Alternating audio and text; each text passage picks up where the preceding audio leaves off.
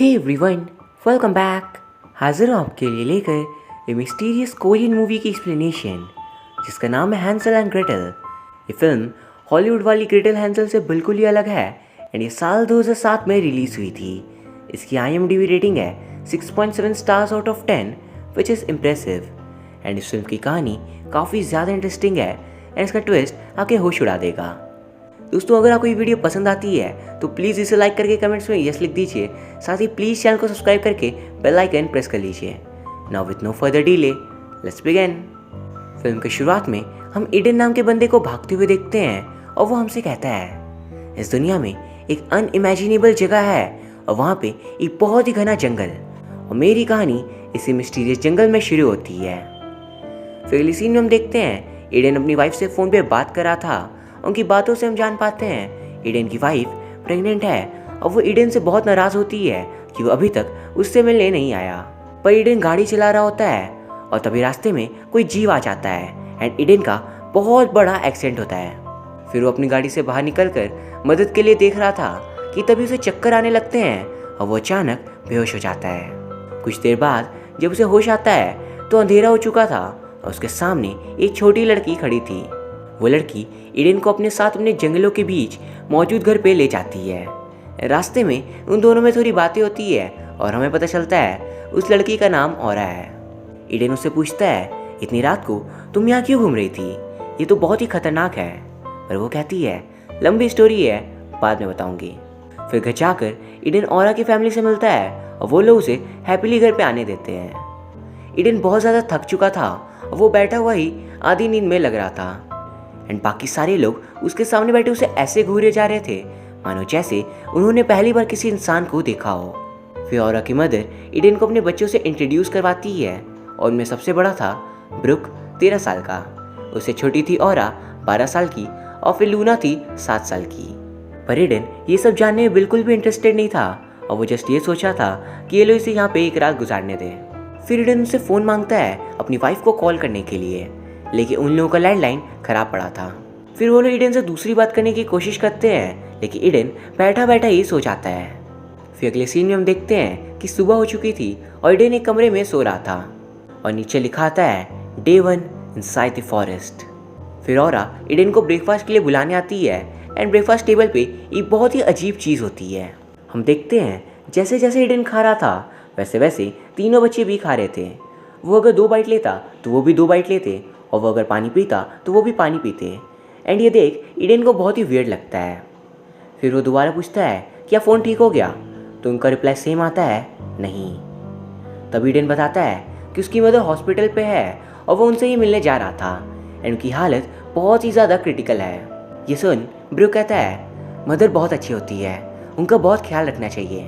तो ईडन इसी बात पे कहता है हर एक इंसान का अपनी मदर के साथ अलग रिलेशन होता है, किसी की मदर बहुत अच्छी होती है तो किसी की बुरी भी। पर इस बात पे ब्रुक भड़क जाता है और खड़ा होकर कहता है मदर इस दुनिया में सबसे बेस्ट होती है, तुम कुछ भी मत बोलो। पर तभी ब्रुक को उसकी मदर शांत करती है और ईडन उसे फिर सॉरी कह देता है। फिर वो बताता है अब उसे जाना होगा और सारे लोग बहुत ही वियर्डली उसे बाय कहते हैं। एंड वापस लौटते वक्त ईडन बहुत कोशिश करता है लेकिन उसे बाहर का रास्ता नहीं मिलता। वो जिस जैसे शुरुआत करता वापस घूमकर वहीं आ जाता था और वो पूरे दिन भटकता रह जाता है एंड वैसा करते करते रात हो जाती है। तो रात को वो वापस औरा के घर चला आता है एंड वहाँ वो उनसे दोबारा बर्डन बनने के लिए माफ़ी मांगता है और कहता है प्लीज़ कल सुबह आप लोग मेरे साथ चलकर मुझे बाहर तक छोड़ दीजिए। इवन ईडन औरा के फादर से कहता है आप कल जब काम पे जाओगे तो प्लीज़ मुझे भी साथ ले चलना। पर फादर कहते हैं मैं वेकेशन पे हूँ। तो ईडन उसकी मदर से पूछता है कि जब आप मार्केट जाओ सामान खरीदने तो मुझे अपने साथ ले चलना, पर वो भी एक्सक्यूज़ दे देती है। एंड दोस्तों तभी हम देख पाते हैं पेरेंट्स के फेस से पसीने छूट रहे थे मानो जैसे उन्हें कोई डर हो। ये सुन ईडन उन्हें देख कहता है फिर मैं वापस कैसे जाऊँ। तो ब्रुक कहता है कोई नहीं, मैं आपको अपने साथ ले चलूँगा। फिर रात को ईडन अपने फ़ोन पे सिग्नल के लिए चेक कर रहा था तभी उसे कुछ आवाज़ें सुनाई पड़ती है। वो देखता है कि पेरेंट्स आपस में बात कर रहे हैं कि वो इस जगह पे और नहीं रह सकते और मदर बहुत ही ज़्यादा घबराई हुई थी। तभी ईडन को दूर एक लड़की की आकृति दिखती है और फिर वो बच्चों के रूम में चला जाता है एंड वहाँ उसे पता चलता है कि औरा को नींद में चलने की आदत है। रात को सोते वक्त ईडन को एक अजीब सपना आता है कि उसके गर्दन में कोई भूत जैसा बैठा है और वो सपना बिल्कुल असली जैसा लग रहा था। अगली सुबह जब वो जागता है तो तीनों बच्चे रो रहे थे एंड ईडन को एक लेटर मिलता है जिसमें लिखा था कि अर्जेंट काम के कारण हमें कहीं जाना है, प्लीज़ आप बच्चों का कुछ दिनों तक ख्याल रखना। और ये पढ़ते ही ईडन का दिमाग हिल जाता है। एक तो वो 2 दिनों से यहाँ पे फंसा हुआ है और बाहर का रास्ता नहीं मिल रहा, बट अब तो हद ही हो गई, उसे कुछ और दिन यही रहना पड़ेगा। फिर दिखाते हैं ईडन के बहुत रिक्वेस्ट करने पर भी बच्चे चुप नहीं हो रहे थे तो वो उन पर गुस्सा करता है, बट फिर वो उनसे डांटने के लिए माफ़ी मांगता है। ब्रेकफास्ट के बाद वो ब्रूक से बाहर जाने के लिए कहता है तो ब्रूक उसे सिर्फ शॉर्टकट बता देता है क्योंकि वो अपनी सिस्टर्स को छोड़कर कहीं नहीं जा सकता था। ईडन मन में सोचता है बाहर जाकर वो किसी को ढूंढ लेगा जो बच्चों की देखभाल कर सके। फिर वो बाहर की ओर जा रहा था कि तभी उसे एहसास होता है कोई और तो है इस जंगल में और वो उसका पीछा करने की कोशिश करता है लेकिन उसे पकड़ नहीं पाता। तो घर पे वापस आ जाता है और बच्चों को ये बात बताता है तो ब्रूक कहता है ऐसा नहीं हो सकता। तभी ईडन उनसे उनका फ़ोन मांगता है पर फ़ोन तो खराब था। ये थे बच्चे उसके लिए जंगल से बाहर जाने का मैप बना रहे थे एंड लूना उसे बताती है कि उनकी मदर की तबीयत ठीक नहीं थी इसलिए उनके पेरेंट्स को शहर के हॉस्पिटल में जाना पड़ा है। दूसरी तरफ ईडन मैप बनने का वेट कर रहा होता है और कमरे में आराम कर रहा था कि तभी उसे दोबारा से आवाज़ें सुनाई पड़ती है। तो ईडन घर के एटिक में जाता है जहाँ से आवाज़ें आ रही थी। वहाँ उसे एटिक पे एक सीक्रेट चेम्बर दिखता है जिसमें से लड़की की आवाज़ आ रही थी। उस चेम्बर को खोल कर देखता है और वहाँ बहुत ज़्यादा अंधेरा था एंड तभी अचानक उसके सामने एक चुड़ैल आ जाती है और उसे देख वो डर कर नीचे गिर जाता है। तभी वहाँ पे ब्रूक भी आता है तो ईडन उसे लेकर वापस एटिक के चेम्बर पे जाता है लेकिन इस बार वहाँ पे कोई भी नहीं होता और ब्रूक ईडन का मजाक बनाने लगता है कि तभी ईडन उससे कहता है ब्रूक देखो मुझे कल किसी भी हालत में वापस जाना होगा प्लीज़ एंड इसमें तुम्हें मेरी मदद करनी होगी। तो ब्रूक उसे जंगल से बाहर जाने का मैप दे देता है जो उसने खुद से बनाया था और हम देख पाते हैं कि वहाँ पे कोई तो है जो छिपकर उन पर नज़र रखे हुए था। ईडन मैप को लेकर बाहर जाने की कोशिश करता है और बहुत चलता है एंड चलते चलते स्नोफॉल होने लगती है और ये देखकर ऐसा लग रहा था मानो जैसे ईडन जंगल में जितना दूर जाएगा उतना ही रास्ता कठिन होते जाएगा। फिर ईडन बहुत कोशिश करता है लेकिन उसे बाहर का रास्ता नहीं मिलता, बट तभी उसे 2 और मुसाफिर मिलते हैं, हस्बैंड और वाइफ, जिनका नाम था क्रोम और उसकी वाइफ एंजी। उन्हें देख ईडन उसे पूछता है कि आपको बाहर जाने का रास्ता पता है? तो दोनों कहते हैं कि रास्ते में बर्फ जम चुकी है, आप भी नहीं जा पाओगे। और वो दोनों अंदर की ओर आ रहे होते हैं। ईडन उन्हें रोकता है कि अंदर की ओर ना जाएं कि तभी वो नोटिस करता है ब्रूक ही था जो उन्हें लेकर अंदर आ रहा होता है। और ये देख ईडन को बहुत ज़्यादा गुस्सा आता है क्योंकि ब्रूक ने उसे साथ लेने से मना किया, बट अब वो खुद कुछ लोगों को लेकर अंदर आ रहा है। और ये सोच ईडन वहाँ से बिना कुछ बोले भाग निकलता है, बट कुछ ही देर में वो फिर थक कर गिर जाता है और बेहोश हो जाता है। एंड हम देख पाते हैं कि जंगल के पेड़ जादुई हैं और उनकी टहनियाँ मूव कर रही है। कुछ समय बाद जब ईडन को होश आता है वो घर वापस लौटता है एंड ब्रूक पे नाराज़ होता है कि वो उसे बाहर जाने नहीं दे रहा। ये देख लूना रोने लगती है तो फिर ईडन शांत हो जाता है एंड अपने कमरे में लौट आता है। पूरी रात स्नोफॉल होती है और अगले दिन भी वो नहीं रुकती एंड इशारा था कि क्रिसमस करीब आ रहा है।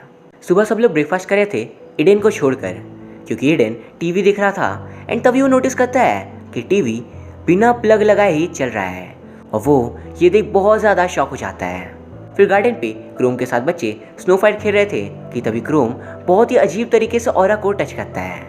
घर के अंदर एंजी चोरी करने की कोशिश करती है कि तभी ईडन आकर उसे भगा देता है एंड वो चली जाती है। और हम समझ पाते हैं क्रोम और एंजी के इंटेंशंस कुछ अच्छे नहीं थे।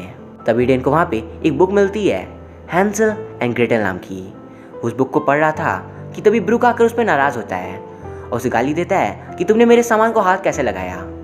गाली सुन ईडन की सटक जाती है और वो ब्रूक को जोर से पकड़ कर डांटता है कि तभी ब्रूक जादू से ईडन के हाथों को गर्म कर देता है, बट और आकर ईडन को बाहर ले जाती है और ईडन मन में सोचता रह जाता है कि आखिर उसके साथ क्या हो रहा है। फिर अगली सीन में हम देखते हैं ईडन को दोबारा से आवाज़ें सुनाई दे रही थी और वो एटिक में जाकर चेक करता है। उस चेम्बर में एक छोटा कमरा था एंड उसके अंदर एक अजीब सी लेडी होती है।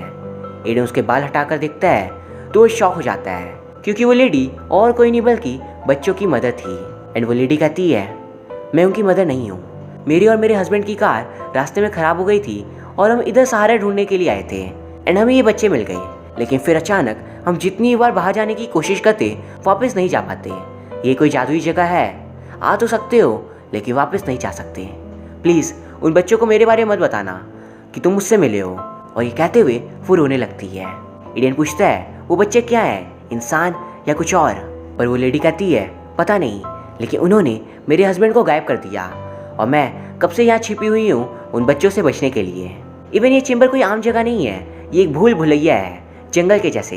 एंड दोस्तों तब ईडन देखता है कि वो लेडी सही कह रही थी और चेंबर बिल्कुल एंडलेस होता है। वो जितनी दूर जा सकता है चला जाएगा, पर वो कभी भी एंड नहीं होगा। एंड तभी वहाँ पे ब्रुक भी आ जाता है और सीन उधर ही कट हो जाता है। अगले सीन में ईडन कमरे में सो रहा होता है और आज है डे 5। हम देखते हैं एंजी बच्चों से पूछती है क्या तुम लोगों ने मेरा रिंग देखा है, पर वो मना कर देते हैं। तभी एंजी को लूना के गले में बहुत से नेकलेस दिखते हैं, तो एंजी उसमें अपनी रिंग ढूंढने लगती है। पर लूना उस पर गुस्सा होकर कहती है इस लेडी को घर से बाहर निकालो, मुझे ये बिल्कुल पसंद नहीं। ये सुन एंजी गुस्से में लूना को जोर से चाटा मारती है, और फिर क्रोम उन्हें शांत करता है तो एंजी उसे बाहर भेज देती है और दोबारा लूना को माने जाती है कि तभी ईडन आकर उसे बचा लेता है। एंड हम देख पाते हैं कि ब्रुक के पास सुपर नेचुरल पावर्स हैं और उसकी मदद से वो एंजी का गला दबाने लगता है, बट औरा उसे रोक लेती है। एंजी ये बात जाकर क्रोम को बताती है, पर क्रोम उसकी बात पर ध्यान नहीं देता, उसे लगता है ये सब एक मजाक है। दूसरी तरफ औरा ईडन को थैंक्स बोलती है लूना को बचाने के लिए। ईडन पूछता है आखिर यहाँ पे क्या चल रहा है इस घर में, और मुझे बहुत ज़रूरी काम है, प्लीज़ मुझे जाना होगा। पर औरा कहती है आखिर आप हमारे साथ क्यों नहीं रह सकते, हम लोग आपको पसंद नहीं है क्या। फिर दिखाते हैं बच्चे ड्राइंग्स बना रहे थे और ब्रुक अचानक ड्राइंग को बनाकर उसमें रेड कलर घिसने लगता है, मानो जैसे वो उस पर अपना गुस्सा निकाल रहा हो। दूसरी तरफ रात को ईडन उस चेंबर में उस लेडी से मिलने जाता है, लेकिन ईडन जैसे ही उस लेडी को टच करता है वो टूट जाती है। एंड ये देख ईडन डर जाता है, मानो जैसे वो कोई इंसान नहीं बल्कि एक डॉल हो। अब सुबह हो जाती है और लिखाता है final day inside the forest. हम देखते हैं औरा और लूना गार्डन में ईडन से रिक्वेस्ट करते हैं कि वो उन दोनों को एक स्टोरी सुनाए।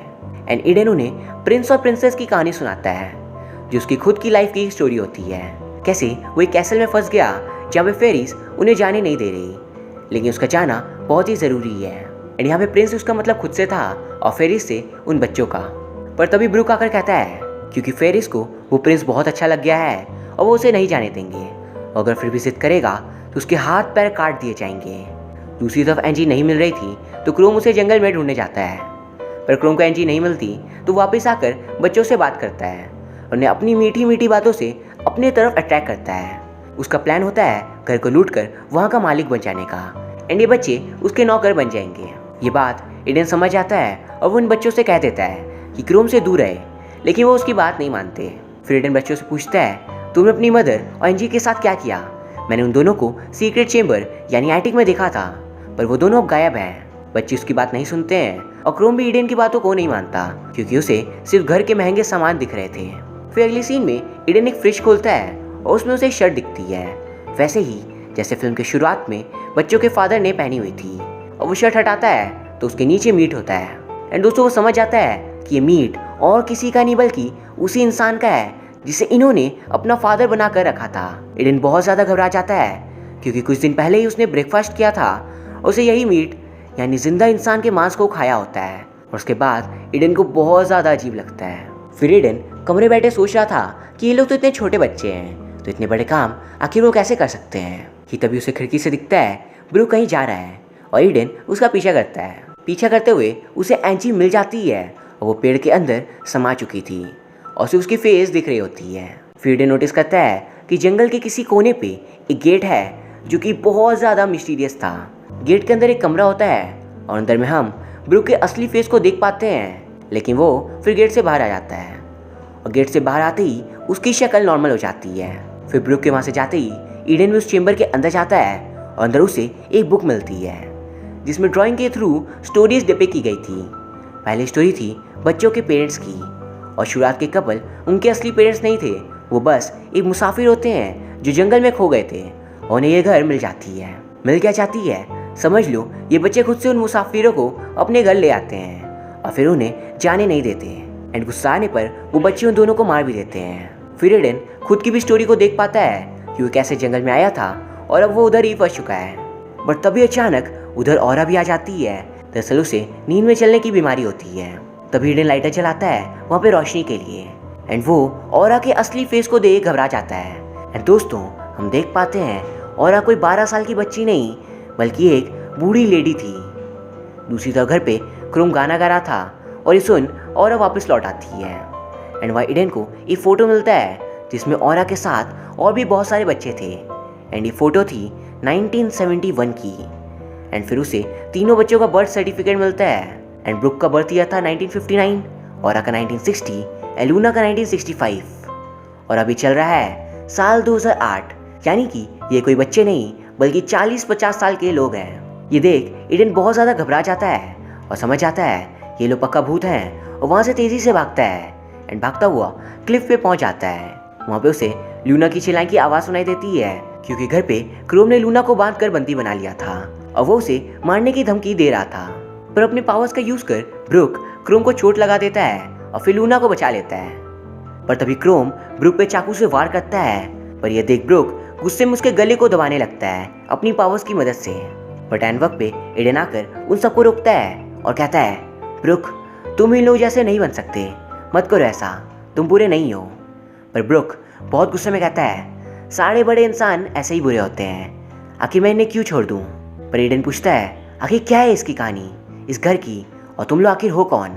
लूना बताती है, ये जो बुक है वो हमें पावर्स देता है और हम जो चाहें वो कर सकते हैं। और फिर औरा एक स्टोरी नरेट करती है आखिर ये सब हो क्यों रहा है।